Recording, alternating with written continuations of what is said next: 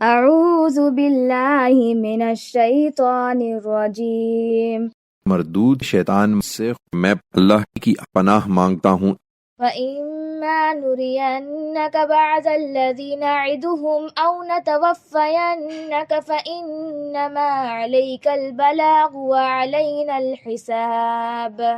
ہم جو وعید انہیں سنا رہے ہیں اس کا کچھ حصہ ہم تمہیں دکھائیں یا تم کو وفات دیں اور اس کے بعد ان سے نمٹیں، بہرکیف تمہاری ذمہ داری صرف پہنچانا ہے اور ان کا حساب لینا ہمارا کام ہے۔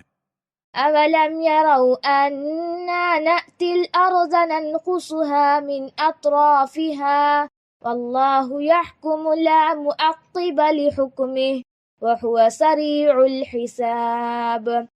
کیا یہ نہیں دیکھ رہے کہ اس سرزمین کو ہم اس کے کناروں سے کم کرتے ہوئے اس کی طرف بڑھ رہے ہیں؟